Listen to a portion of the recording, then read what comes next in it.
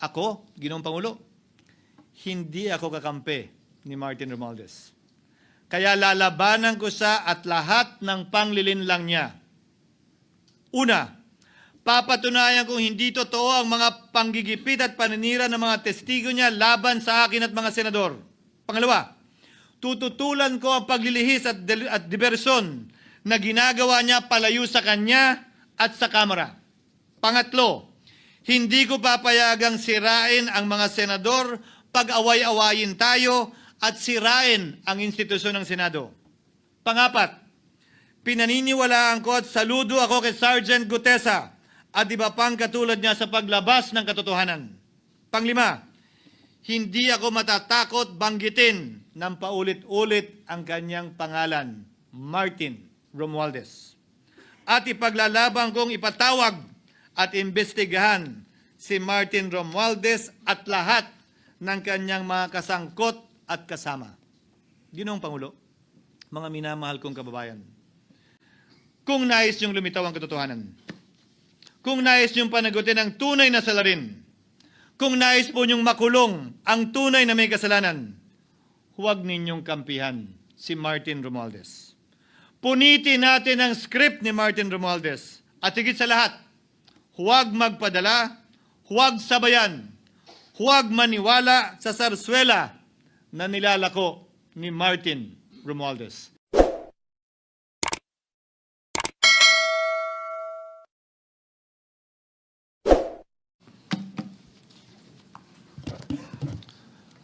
Thank you, Mr. Senate President. Thank you, distinguished Majority Floor Leader.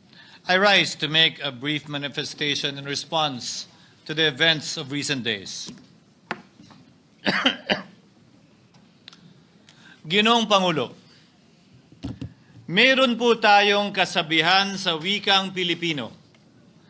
Kapag nagturo ka ng daliri sa iba, may tatlong daliri na nakaturo palagi pabalik sa iyo. Sa mga nakaraang linggo, malinaw na nililihis ang galit ng taong bayan tungkol sa mga ghost at substandard flood control projects mula sa mga totoong may kasalanan patungo sa Senado at sa ilang mga miyembro nito. Tila pilit na ginagawang panakipbutas, ika nga at fall guy, at diversyon ang mga senador palayo sa Kamara at sa mga tunay na may sala. Klarong-klaro po ang script nito. Ipitin ang tatlong dating DPWH officials, pakantahin sa kanila, mema banggit lang na senador, habang pinagtatakpan ang mga congressman na tunay na kasabwat nila sa mga lugar na ginagalawan nila. Simple ang patunay dito. Kapanipaniwala ba na wala silang kinausap na kahit isang congressman nakaupo na totoong may hawak ng mga distrito sa lugar na ginalawan nila sa hinaba-haba ng testimonya nila dito o sa Kamara? Banggit sila ng banggit, name drop sila ng name drop ng pangalan ng senador. Maski na klaro naman kung inyong papakinggan na wala silang masabing direktang nakausap o binigyan ng anuman. Lahat ito para lamang ipako ang mga senador sa media at sa publiko at ilayo ang atensyon sa Kamara at mga congressman. Bakit nga ba? Dahil tila mas malaking isda, ika nga, mas mataas, mas kilala ang mga senador kumpara sa congressman? Umaasa sila na maiibsan ang galit ng tao sa kanilang mga anomalya ukol sa flood control at tuluyan na silang makakatakas mula sa anumang pananagutan. Isang tao lamang, Ginoong Pangulo, ang nasa likod ng script at sarswelang ito. Siya ang dahilan ng kaguluhan, pagkakaaway-away, pagkakawatak-watak na ngayon yumayanig sa ating bayan, maprotektahan lamang ang sarili niya. Ang pangalan niya ay matagal nang bulong-bulungan sa bawat sulok ng bansa, pero ngayon, unti-unti nang sinisigaw ng taong bayan.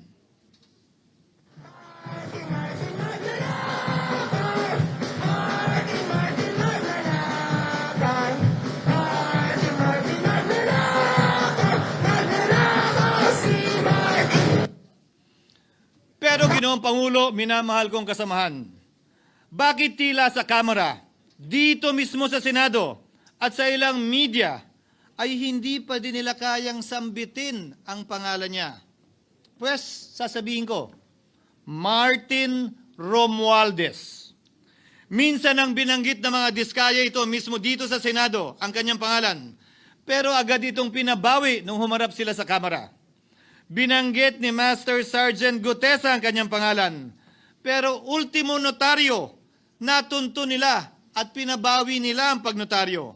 Buti na lang, huli na't nasabi na niya ang pangalan ni Martin Romualdez na pinanumpaan dito mismo sa ating Blue Ribbon Committee. Hindi ba't si Ginoong Gutesa hindi ba't si Sergeant Gutesa lamang ang bukod tanging testigo na walang kinalaman, hindi sangkot sa flood control issue, walang hininging immunity, deal o proteksyon kapalit ng kanyang pagtestigo? Siya ang kauna-unahang nagtestigo na personal na naghatid ng pera sa bahay mismo ni Martin Romualdez. Ang salaysay niya, Ginoong Pangulo, ay kumpirmasyon ng matagal nang isinisiwalat ni Congressman Chanco at Mayor Magalong kung sino ang ulo sa paglilimas sa kaban ng bayan na ating naririnig na rin. 13,803,693 with Congressman Saldico as proponent. For the record, ang binabanggit po nating Representative Elizalde, siya po yung chairman ng House Appropriations Committee. Wala kaduda-duda yan. Ito nga, hirap na hirap silang banggitin pa yung isa sa mga mastermind nila dyan, si Saldico, hirap na hirap pa silang banggitin. May isa pang mas mataas sa kanya? Hindi naman gagalaw yun kung walang... Siyempre, hindi naman gagalaw yun kung walang pahintulot yung mas mataas sa kanya. Just the House Speaker. Ginoong Pangulo, pahintulutan niyo po ako magkwento ng konti upang patotohanan ang mga salitang ito. Taong 2023 nung tinalaga si Ginoong Kiko Laurel bilang kalihim ng kagawaran ng agrikultura. Bilang suporta sa kanyang mandato, tinanong ko noon ang isang simpleng katanungan sa budget process natin. Bakit mas malaki ang pondo ng flood control kesa sa agrikultura? Why is it that the budget for flood control is bigger than the budget of the Department of Agriculture or the agriculture sector as a whole? The fifth biggest allocation, not even a department, is flood control.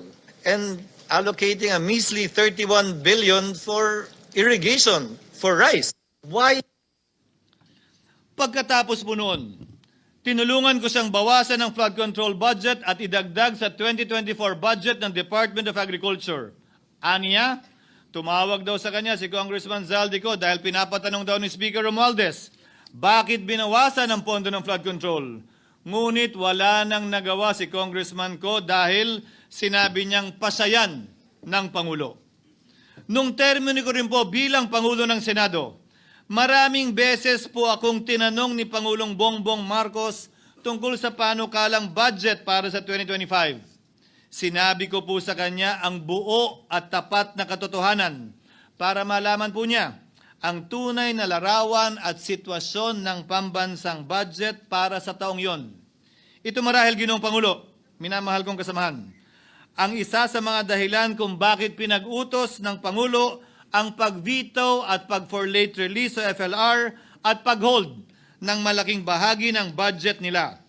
Marahil, isa rin ito sa mga dahilan kung bakit ninais ng Pangulo na matanggal si Congressman Zaldico bilang chairman ng House Committee on Appropriations dahil sa mga inilahad ko at marahil na-discover din ng Pangulo kaugnay sa 2025 budget.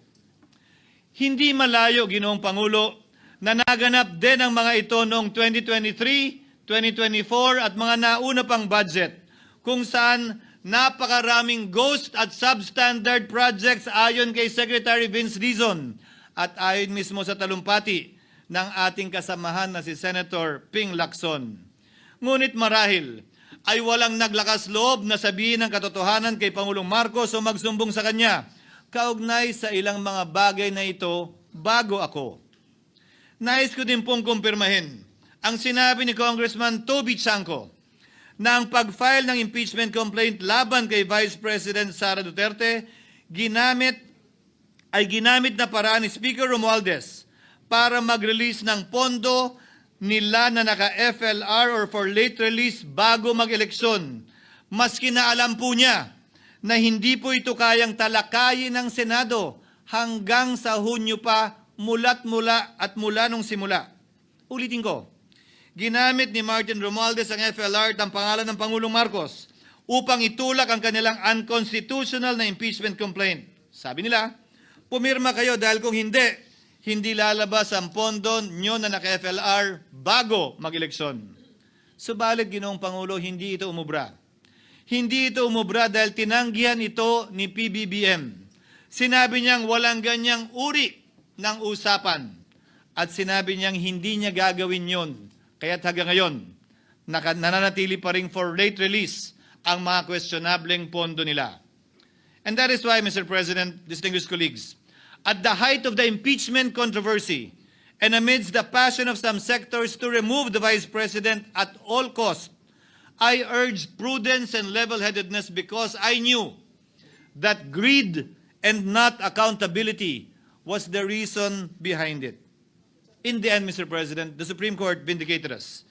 The Supreme Court vindicated us by saying, among others, quote, "There is a right way to do the right thing at the right time. This is what the rule of just law means." Close quotations. Ginoong Pangulo, sinisi po sa akin ni Speaker Romualdez ang pagkakatanggal kay Congressman Zaldico. Sinisi po niya sa akin ang pag-FLR or for late release ng kanilang mga proyekto. Sinisi po niya sa akin ang pagkakadismiss ng impeachment complaint laban kay VP Sara na nakikita niyang makakatunggali niya sa susunod na halalan. Sinisi din niya po sa akin ang pagkakasira ng kanilang maitim na balakin sa 2025 budget na nagawa nila ng walang balakid na mga nagdaang taon. Ginoong Pangulo, naging tapat ako at ginawa ko lamang ang aking tungkulin. Kung ano ang tingin kong tama at nararapat para sa bansa at sa sambayanan. Subalit, sa kabila po nito, nagsimula na ang lahat ng bira, paninira at kaso laban sa akin at sa Senado. At ang nasa likod ng lahat ng ito, walang iba kung hindi si Martin Romualdez. Ika nga ni Mayor Magalong na ngayon lamang nakita ko sinisiraan na rin ngayon. Bakit ko ba nilabanan at binisto sila Speaker Romualdez mula noon hanggang ngayon kung kasabwat at kasapakat lang din nila ako? Hindi ko po gagawin yon. Sa pinasakig ng tennis court ang nasabing gusali sinimulang pinatayo noong ika-6 ng Oktubre taong 2022 at ang kontraktor ang St. Gerard Construction na pagmamayari ng mga diskaya na nasangkot ngayon sa mga maanumalyang flood control projects. Dahil dito, kwenasyon ng ilan ang pagiging special advisor ni Mayor Benjamin Magalong sa ICI. Lalabanan ko ba yung anlalakas na yan, sila Speaker? Lalabanan ko ba yung mga mayayaman na yan? Kung ako'y bulok, I fought for what is right. Ano nga ba ang ginawa nila sa akin? Una, hinalungkat ang isyo ng campaign contribution na tinanggap ko mula sa isang individual na may-ari ng kumpanyang nakakuha ng kontrata sa gobyerno.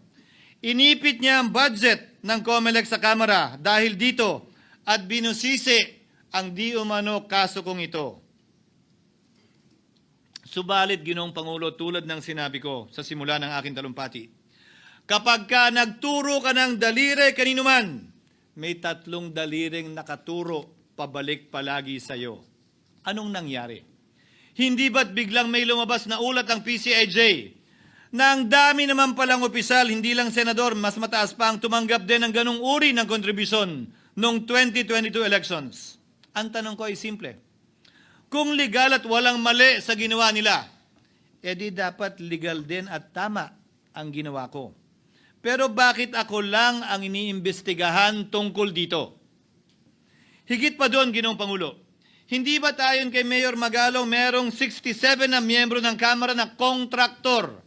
Ito po ay mga miyembro ng Kamara na may construction firm na nakakuha ng kontrata sa gobyerno.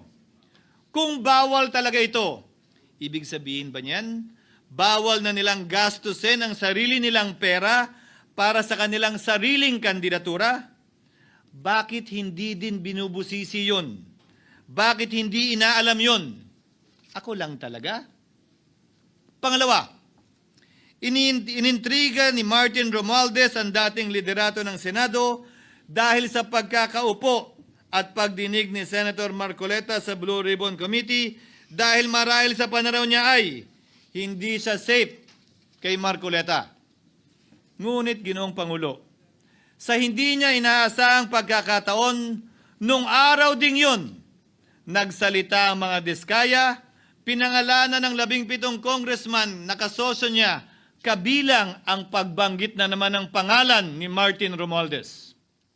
Karamihan sa mga kawani ng DPWS na nabanggit sa itaas ay paulit-ulit na binabanggit ang delivery ng pera ay para sa kay Saldico na dapat at least 25%. Si Kong Marvin Rillo naman ay ilang beses na binabanggit ang pangalan ni Speaker Martin Romualdez bilang kanyang malapit na kaibigan. Isa na naman po itong patunay, Ginoong Pangulo. Kapag ka nagturo ka ng daliri sa iba, may 3 daliring nakaturo pabalik sa iyo. Pangatlo, sa pagdinig ng Blue Ribbon Committee kung saan niname drop ako ni Yusek Bernardo, bagaman inamin niyang personal na mismo na hindi niya rekta kung nakausap o binigyan ng anuman, bigla namang tumestigo si retired Master Sergeant Gutesa at muling pinangalanan si Martin Romualdez na hinahatiran daw niya ng pera sa mismong bahay nito. Ang bawat malita ay may lamang humigit kumulang 48 million pesos. Kalimitang dinadala sa bahay ni Congressman Saldico, ibababa lamang namin ay 35 malita para i-deliver sa bahay ni House Speaker Martin Romualdez. Gamit ang script niya sa pagturo sa akin, ayan na naman. May 3 daliring nakaturo palagi pabalik sa kanya tuwing ginagawa niya yan. Ulitin ko po for the record, Ginoong Pangulo, ang sinabi ni retired Master Sergeant Gutesa. 35 maleta ng pera na naglalaman na mahigit kumulang 48 milyong piso bawat isa o kulang-kulang 1.7 billion pesos sa isang delivery ay di umano hinatid niya sa iba't ibang bahay, sa iba't ibang pagkakataon ni Martin Romualdez. Subalit, sa kabila ng lahat ng ito, hindi ba nakapagtataka? Bakit hindi sinasama si Martin Romualdez sa anumang investigasyon? DOJ man, NBI man, AMLAC man. No ako po ay pinuntahan, no ako po ay dumalo sa imbitasyon ng ICI bilang resource person, binanggit ko at tinanong ko din ito sa kanila. Ganito ba katindi ang kapangyarihang hawak ni Martin Romualdez? Na bagaman hindi siya speaker, tila the name that cannot be mentioned pa din siya at nagagawa pa din niya ang nais niya kaugnay sa isang mapamiling hustisya o selective justice. Halimbawa, bakit ang daming kondisyon bago ipasok ang mga diskaya na nagpangalan sa maraming congressman sa witness protection? Pero pag si Alcantara, Hernandez at Bernardo, walang ganong kaparehong kondisyon. Bakit hiniling agad ang freeze order di umano para sa asset ng mga name drop na senador? Pero maliban kay Congressman Zaldico na mukhang nilalaglag na nila, ni isang congressman walang request para sa freeze order. Pagdating naman kay Martin Romualdez na dineliveran ng bilyong piso sa bahay mismo niya, ang sabi ay, quote, "We will work on it lang." Bakit interesado ang lahat sa 6 na senador na idadawit di umano ni Bryce Hernandez na handang-handa tayong alamin sana kung sino-sino sila para mapagpiestahan natin sila? Pero nung sinabi ni Bryce na hindi pala senador, kung hindi kongresista lamang ang papangalanan niya, aba, biglang naglaho ng parang bula ang atensyon. Parang wala na nagtanong. Parang wala nang interes para alamin, sino-sino nga ba yung mga yan? Kung ako po yung tatanungin niyo, alam ko merong 6 na senador eh. May nagtatanong sa akin, bakit wala si Cheese? And my answer to that is, I'm almost sure, no, probably hindi mame-mention si Cheese simply because walang insertion doon. Si Sa Bulacan. Escudero, wala doon. Hindi po, Senator, yung laman nung computer ko. So fake news yun, ha? May 6 na senador na nunumbrahan mo daw. Mga congressman yung nasa computer mo. Yes, yung nasa computer ko po, Congressman po. Okay, thank you.